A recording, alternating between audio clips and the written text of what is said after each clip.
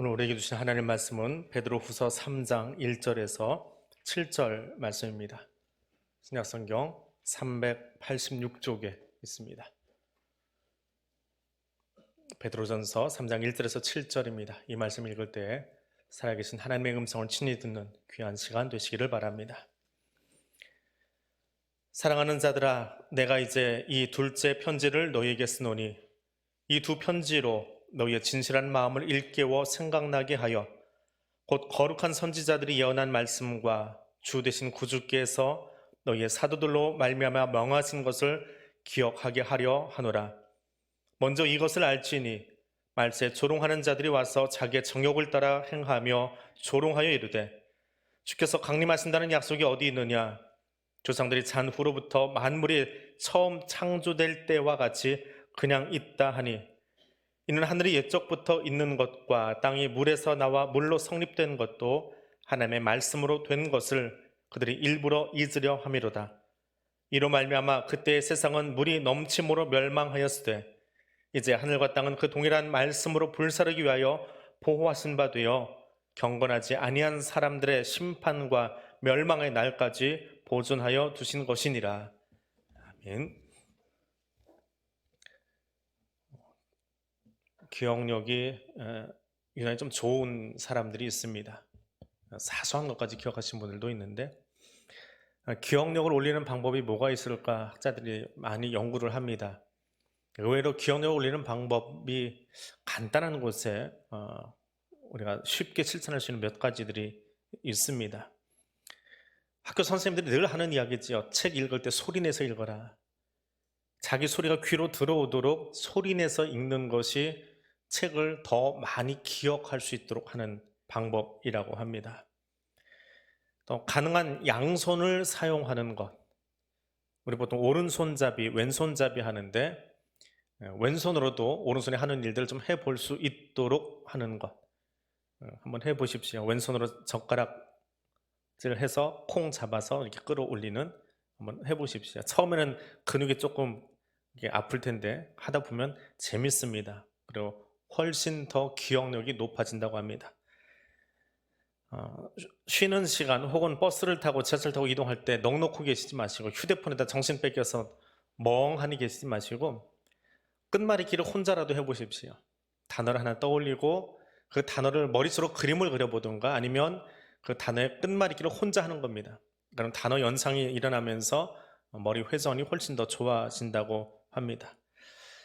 이것도 저것도 좀 귀찮다. 오른손 주먹 꽉 쥐고 90초만 힘주고 계십시오. 그러면 기억력이 훨씬 좋아진답니다. 양손 다 쥐면 더 좋은데 오른손만 해도 기억력이 있으면 훨씬 더 뇌를 많이 움직인다고 합니다. 얼굴 빨개지는 분들이 계시니까 주먹 쥐고 계신가 봐요. 여러 이야기를 들으면서 낙서하랍니다.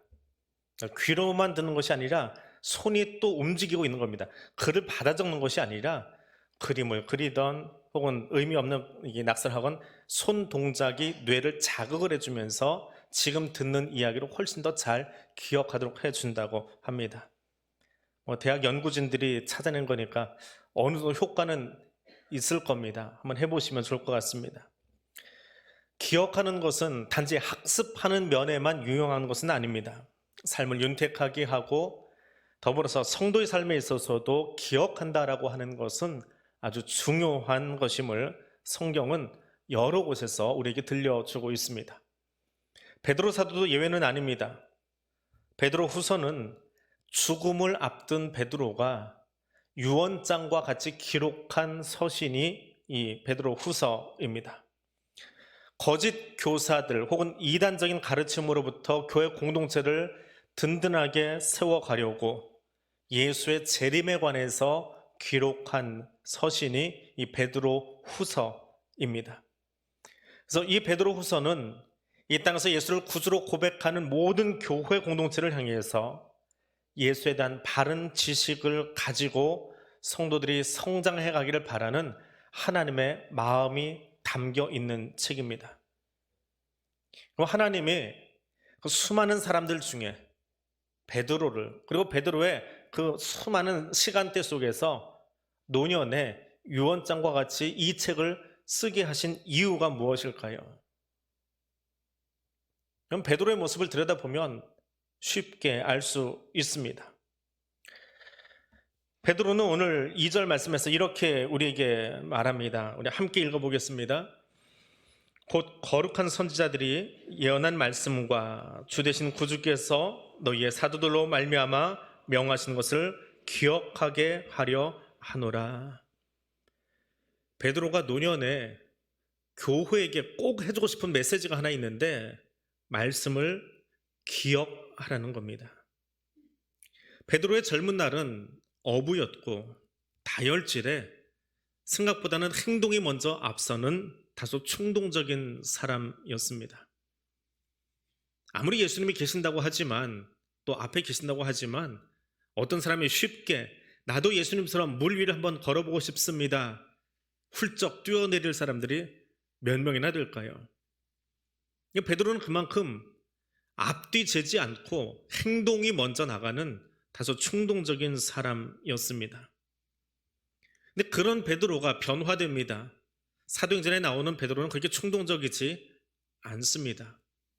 그럼 베드로의 어떤 시간이, 어떤 장소가 베드로로 하여금 이런 삶을 살아가도록, 후반부의 삶을 살아가도록 만들었을까요?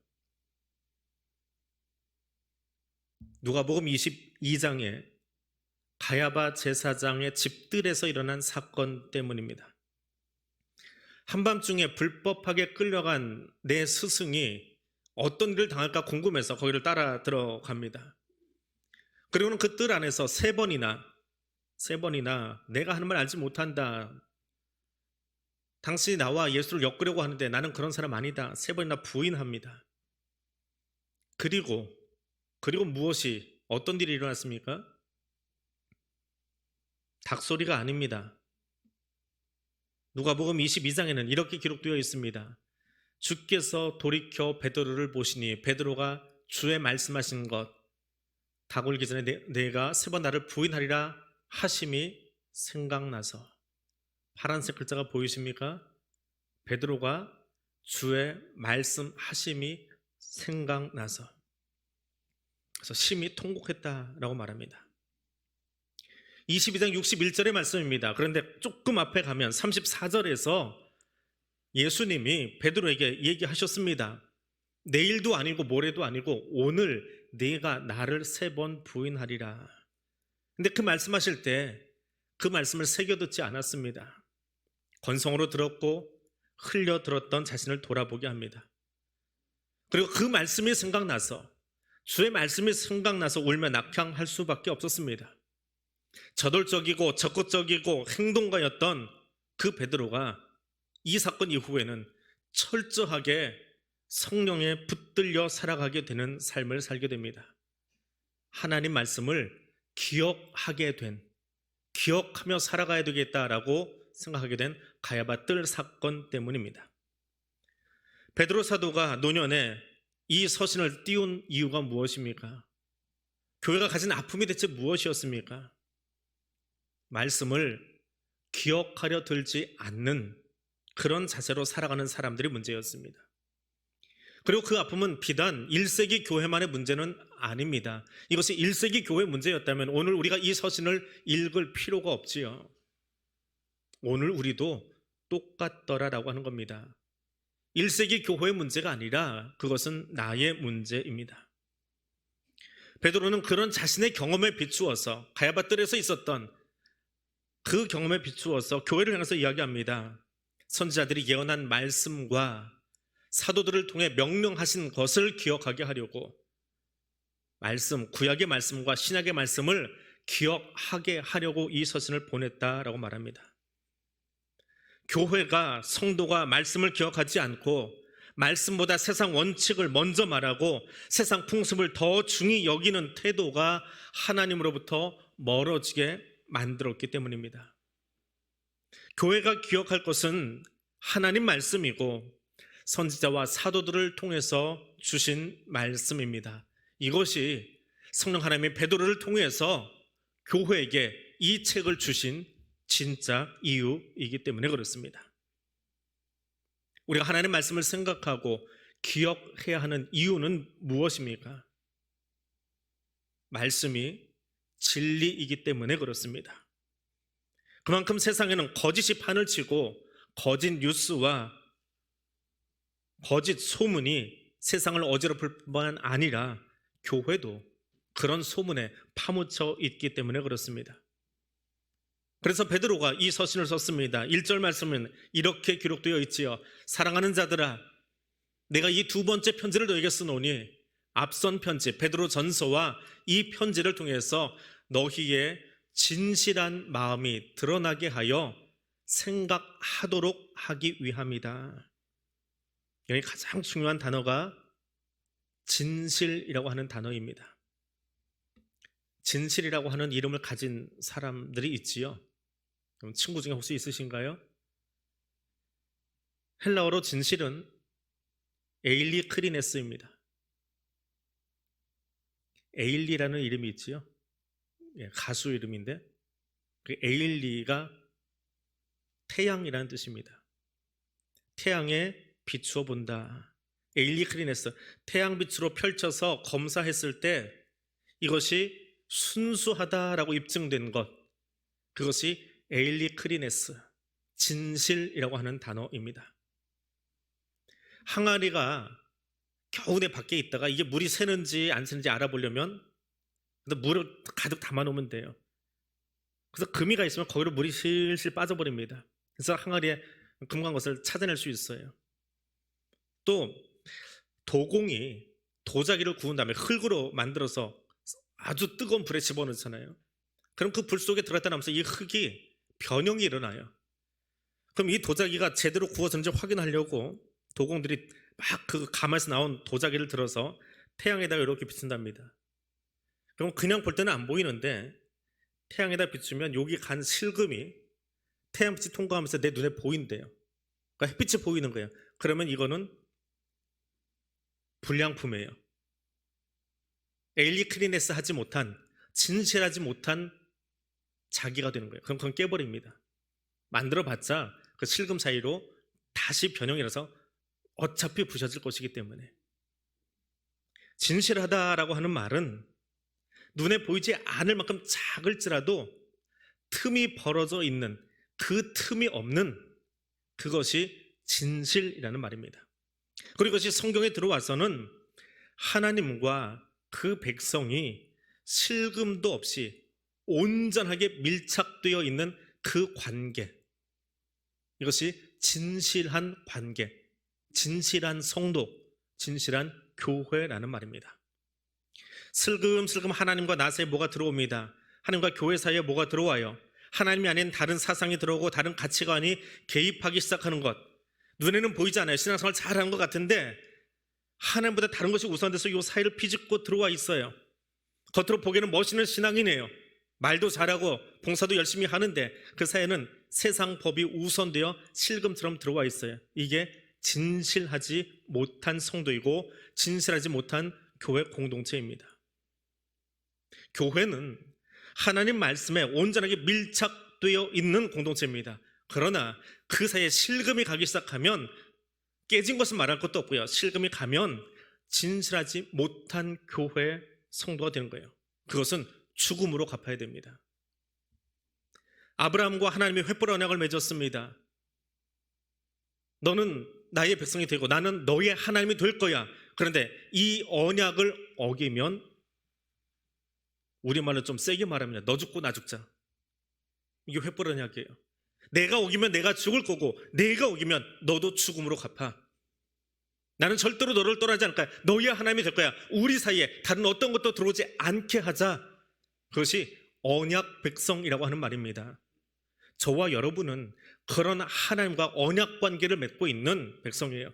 그 언약 관계가 완벽하게 들어맞아 있는, 실금도 가지 않은 것이 진실한 관계의 성도, 진실한 교회라고 하는 뜻입니다. 그것을 잊지 말아라. 우리 사이에 세상의 가치가 들어와서 실금실금 우리를 나누어 놓으려고 하는, 누구를 나눠요?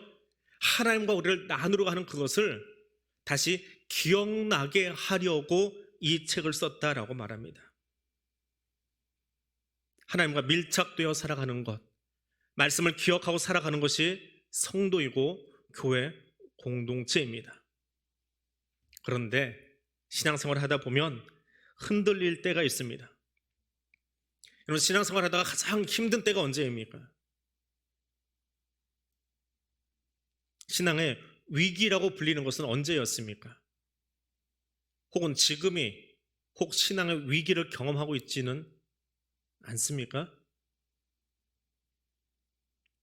신앙의 위기는 내 안에서 창조신앙이 사라지고 부활신앙이 사라질 때입니다. 질병과 아픔, 그거는 죽음이라는 큰 장벽 앞에서 두려운 것은 사실입니다.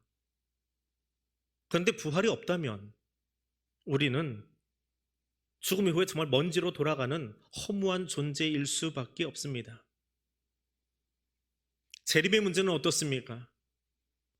1세기 교회 성도들은 우리보다 훨씬 더 다급한 마음으로 급박하게 주의 재림을 기다리고 있었습니다. 근데 주님이 오시지 않아요. 사도들은 하나씩 둘씩 순교하고 죽어가는데 주님이 오시지 않아요. 그래서 살짝 의심이 가요. 주님 정말 오시나? 그리고 성도들이 죽었어요. 사도도 죽었어요. 눈에 보이지 않아요. 어제 장례 치렀어요. 부활이 일어나지 않아요. 부활이 있을까? 근데 부활이 없다라고 하면 주님 오신다라고 했을 때 저 사람 어떻게 하냐고요. 이런 약간의 일말의 그 의심, 그런 위기 상황이요. 신앙의 진짜 위기는 몸이 아픈 게 아닙니다. 사업이 망한 게 아니에요. 하나님에 대한 사실, 하나님의 계시냐라고 하는 사실에 물음표가 살짝 찍힐 때가 있어요. 그럼 비단 성도들만 그런 건 아닙니다. 신학자들도 연구하다 그런 과정을 경험한대요. 정말 하나님 계실까? 성경이 살짝 믿어지잖아요. 티내고 싶지 않을 만큼 살짝 의심이 들어요. 그러면서 내가 지금 여기 앉아서 드리는 이 예배가 하나님 만나고 갔나? 오늘 하나님하고 관계가 있었나? 앉아는 있었는데 1시간 경건한 척하고 왔다 갔는데 하나님을 만난 경험은 없어요. 말씀이 내 가슴을 찔러본 적도 없어요. 그러면 이건 뭐예요? 종교 행위이고 요식 행위지요. 왜 안 나오면 괜히 혼날 것 같으니까. 정말 하나님이 오신다면 그때 예배 참석 안 했다고 하나님 뭐라고 하실 것 같으니까 면피라도 하려고 요식 행위하는 것 같은 모습 말입니다. 하나님에 대한 사실성이 무너져 버리면, 그분이 계시냐라고 하는 것이 무너져 버리면 우리의 모든 신앙의 행위들이 다 엉망이 되어 버립니다. 그래서 기독교 신앙에 있어서 하나님이 우리를 창조하셨고 예수 그리스도가 나를 위해 죽으셨다라고 하는 이 부활 신앙은 아주 중요합니다. 베드로 사도는 이 서신을 쓰면서 당시 교회가 4절과 5절 말씀에서 이렇게 행동하고 있었답니다. 주께서 강림하신다는 약속이 어디 있느냐? 재림하신다는 약속이 어디 있어? 안 오시잖아. 5절에서는요. 하늘이 옛적부터 있는 그대로 아니냐? 산천초목이 변한 게 뭐 있어? 옛날 어떻게 만들어진 게 지금까지 그대로 있지. 창조는 무슨? 그러다 요즘 애들 말을 하나 더 붙이면 개뿔. 그게 지금 1세기 교회 성도들이 하고 있던 소리예요. 제가 억지로 지어낸 말이 아니라 4절과 5절에 1세기 교회 성도들이 그 말을 하고 있었다는 거예요. 누가요? 교회 밖의 사람이 아니라 성도들이 예배 드린다고 모여는 있는데 그중에 살짝 실금이 생긴 거예요. 하나님과의 관계 속에. 창조는 무슨? 보니까 진화인 것 같기도 하고 부활은 무슨? 죽으니까 다 끝이던데. 그런 마음이 이 안에 들어오기 시작하더라는 거예요. 교회 안에, 성도 안에. 하나님의 창조에 의문이 생기고 부활이 믿기지 않으면 그것은 신앙의 위기를 넘어서 그건 무신론이에요. 그건 무신론입니다. 몸은 여기 앉아있지만 무신론이에요. 그리고 베드로는 그런 성도들의 태도를 5절에서 어떻게 묘사하느냐? 하나님을 애써 잊으려는 태도다라고 말합니다. 성경은 우리에게 하나님을 힘써 기억하라 말하는데 도리어 성도들이 어떻게 한다고요? 애써서 하나님을 잊으려고 해요. 하나님 안 계신가 봐. 하나님이 계시면 교회가 이럴 수 있어? 하나님 계시면 세상이 이럴 수 있어? 라고 자꾸 밀쳐놔 힘써서 하나님을 밀어내버리는 모습이 어디에? 교회 안에 있더라는 거예요. 1세기 교회만 그런가요? 그런 위기의 사람과 교회를 향해서 베드로 사도가 예화를 하나 듭니다. 어떤 예화요? 노아 홍수 사건을 예화로 듭니다. 재림이 더뎌지는 이유를 설명하고 우리가 어떤 신앙생활을 가져야 되는가라고 하는 것을 설명하기 위해서 노아 홍수를 이야기합니다. 신화적 혼란이 생긴 1세기 성도들에게 부활도 재림도 없다라고 하면서 살아가는 사람들, 하나님의 심판은 없다라고 말하는 사람들에게 이야기합니다. 그저 이 세상 마음껏 세상법 어기지 않고 잘 살면 된다.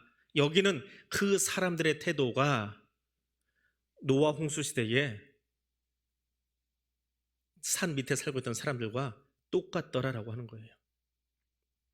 에녹도 그랬지요. 65까지는 제 살고 싶은 대로 살았습니다. 그러다 65 되었을 때 아들이 하나 생겨요. 하나님이 그 아들을 주시면서 그에게 말씀을 주기 시작합니다. 이 아들의 때가 마칠 때에 내가 세상을 심판하겠다. 에녹의 아들이 누구예요? 무드셀라잖아요. 무드셀라가 몇 살까지 살았습니까? 969세 살았지요. 무드셀라 969살 되던 그 해, 무드셀라 죽던 해, 그 다음에 태어난 노아가 600세 되던 그 해에 홍수 사건이 일어납니다. 그동안 말씀이 선포되지 않았습니까?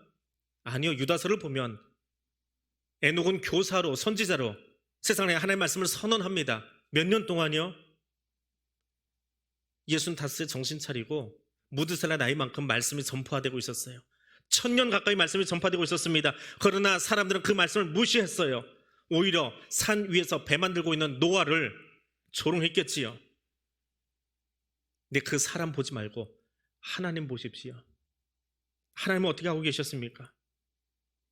자기 말을 무시하고 하나님 말씀대로 살려고 하는 노아를 무시하고 조롱하는 그 사람들을 얼마나 참으셨습니까? 1000년을 참으셨어요. 왜요?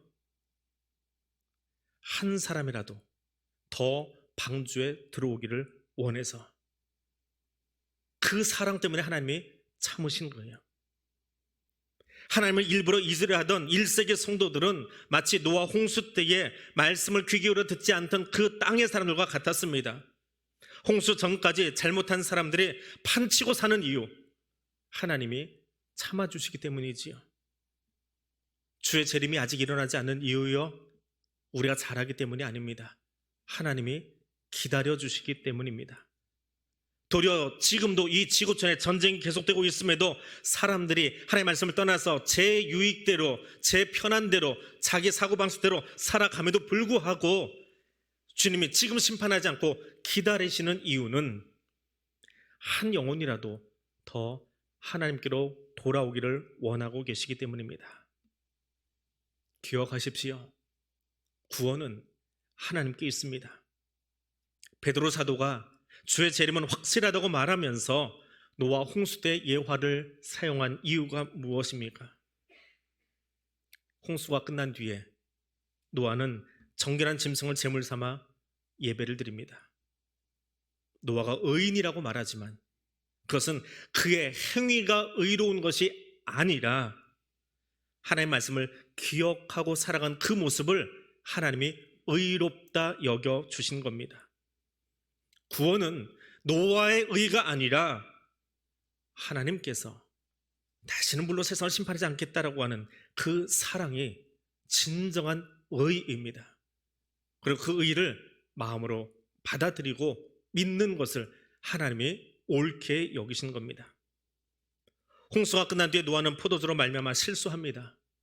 의인이라 할지라도 또 실수하고 죄를 떠나지 못합니다. 그러나 하나님은 계속해서 기다려주십니다.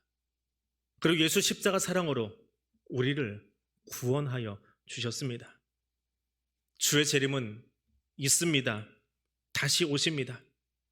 그날까지 우리가 할 일은 이 죄악이 가득한 세상 가운데서 그저 자기 주장만 옳다고 앞세우는 이 땅의 문화 가운데서 자국 이익 때문에 세계 평화 질서를 지켜보겠다고 세계가 함께 모여 세웠던 그 유엔이라고 하는 기구 안에 상임이사국이면서도 스스로 그 법을 어겨버리고 전쟁을 치르고 있는 이 악한 세상 가운데서 진리는 이 땅 어느 나라에도 없습니다.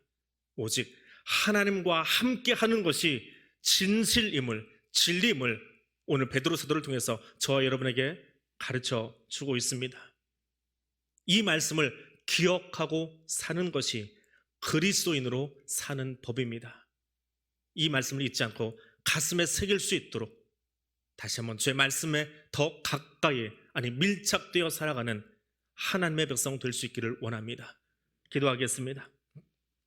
은혜의 하나님, 죄로 말미암아 죽었던 우리를 구원하심도 감사하지만 아직도 주를 알지 못한 채 조롱하는 인생으로 살고 있는, 말씀 밖에 있는 구원받지 못한 사람들을 길이 참으시고 기다리시는 긍휼의 하나님이심을 알고 더욱 감사드립니다. 사도들에게 약속하셨고 오늘 우리가 들고 있는 성경에 기록하신 대로 재림의 주님으로 찾아오셔서 우리를 심판하시고 양과 염소를 가르치듯 우리를 구별하실 재림의 주님 다시 오심을 믿습니다. 지금도 하나님 보좌 우편에서 우리를 위하여 중보하시는 예수 그리스도를 믿습니다. 이 시간도 길이 참으시며 우리를 사랑하시는 아버지 하나님의 사랑을 알도록 우리 가운데 내주하시는 성령님을 믿습니다.